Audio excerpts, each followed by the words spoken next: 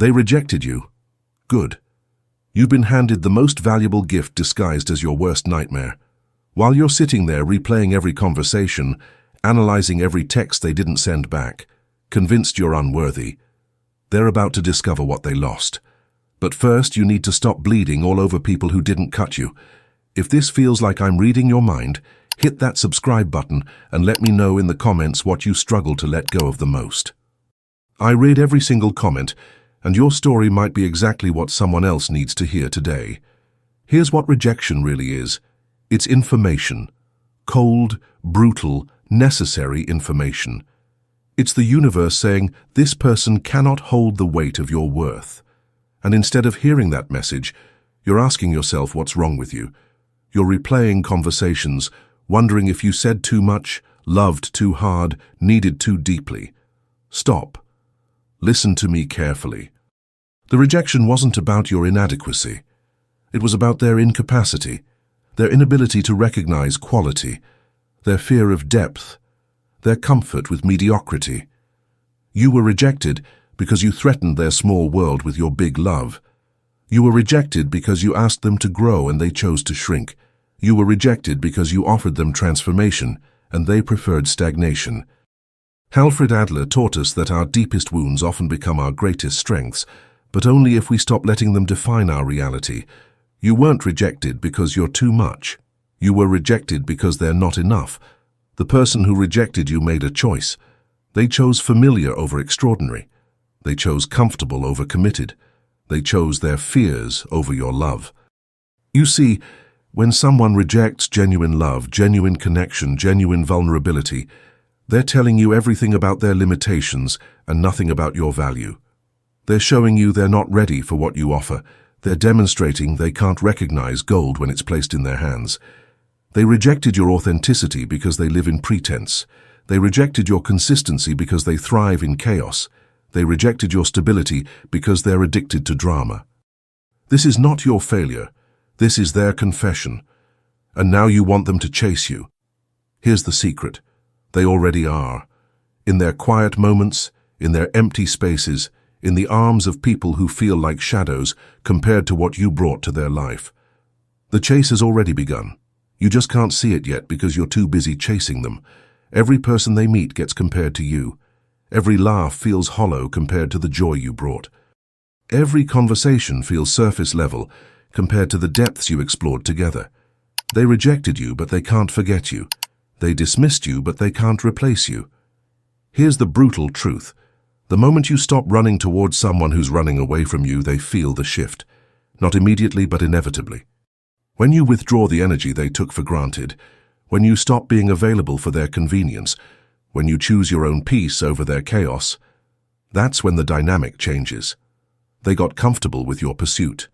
They got addicted to your attention. They got used to your availability.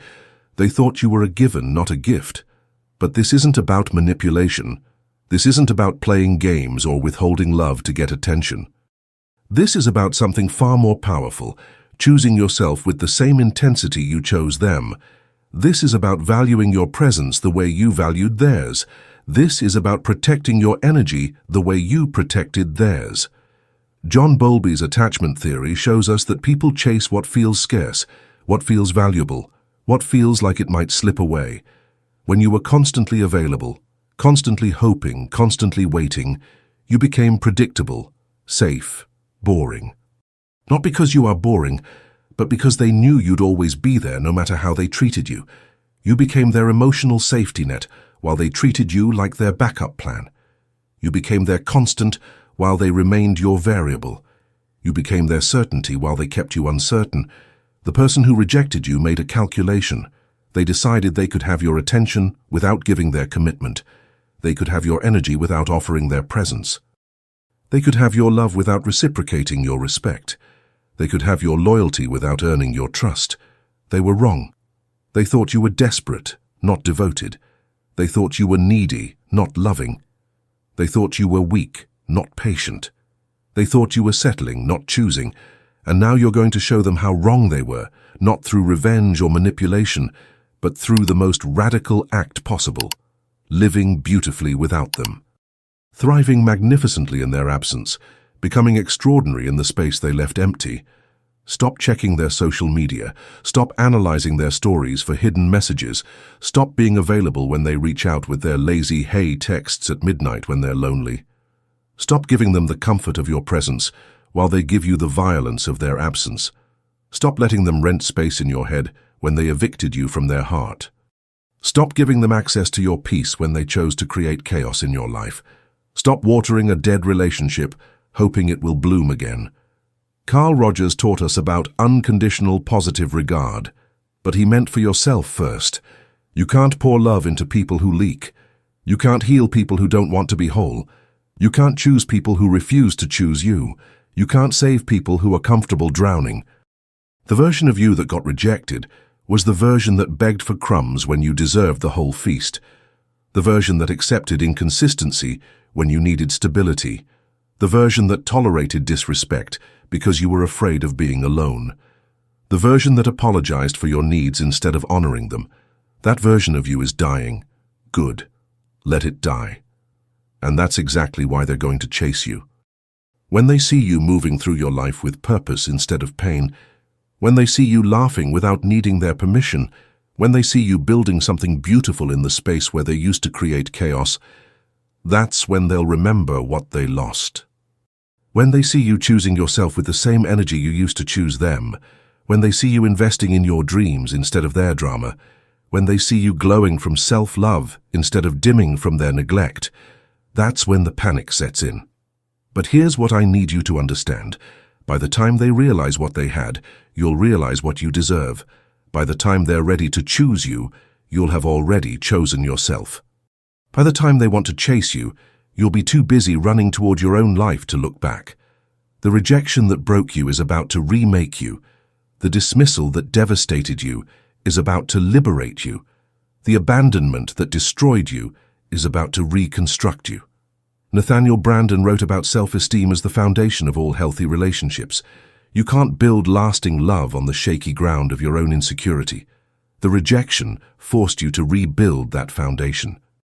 It forced you to ask the hard questions. Why did I accept so little? Why did I beg for love instead of commanding respect? Why did I make someone else's inability to love me a reflection of my lovability? Why did I shrink myself to fit into their small world? The answers to these questions are your freedom. The answers to these questions are your power. The answers to these questions are your revolution. They rejected you because they couldn't handle your depth. They chose shallow over substantial.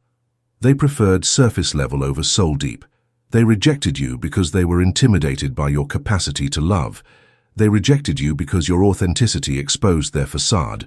They rejected you because your consistency highlighted their chaos. Let them have shallow. Let them have surface. Let them have pretense. You were made for depth. You were made for substance. You were made for authentic connection. The chase begins the moment you stop running. Not because you're playing hard to get, but because you're finally hard to lose. Not because you're withholding love, but because you're finally loving yourself. Not because you're playing games, but because you've stopped letting others play games with you. They will chase you because you stopped chasing them. They will want you because you stopped wanting them more than you wanted yourself. They will choose you because you finally chose yourself first. But by then, you'll understand the most liberating truth of all. You don't need them to chase you to know you're worth chasing. You don't need them to choose you to know you're worth choosing. You don't need their validation to validate your own existence. You don't need their approval to approve of yourself. The person who will chase you won't be the same person who rejected you. Because rejection changes people. It reveals character. It exposes priorities. It shows you who someone really is when loving you requires effort instead of convenience. The person who rejected you was comfortable with your pain. The person who will chase you will be disturbed by your absence. The person who rejected you took your love for granted. The person who will chase you will treat your love like the treasure it is. The rejection wasn't your ending. It was your beginning. It wasn't your failure. It was your redirection. They didn't close a door, then they opened a window. They didn't break your heart. They broke your illusions. They didn't destroy your future. They cleared your path. And now you're free. Free to find someone who doesn't need to reject you to realize what they have. Free to build love on the foundation of mutual respect instead of one-sided desperation. Free to be chosen by someone who celebrates your presence instead of tolerating your existence. Free to love someone who adds to your peace instead of stealing from it. So let them chase. Let them realize. Let them regret. Let them wonder what they lost. Let them compare everyone else to the memory of you. Let them discover that good love is rare, and they had it and they threw it away. You'll be too busy becoming the person who doesn't need to be chased to feel valuable, the person who doesn't need to be chosen to feel worthy, the person who learned that sometimes the most loving thing someone can do is reject you, because it forces you to discover that you are enough, exactly as you are, with or without them. The rejection was your rescue. Their absence was your awakening. Their choice was your freedom. Their dismissal was your deliverance. Now go live like you know it. Go love like you mean it. Go chase your own dreams instead of chasing people who don't want to be caught. The person who rejected you gave you the greatest gift. They gave you back to yourself.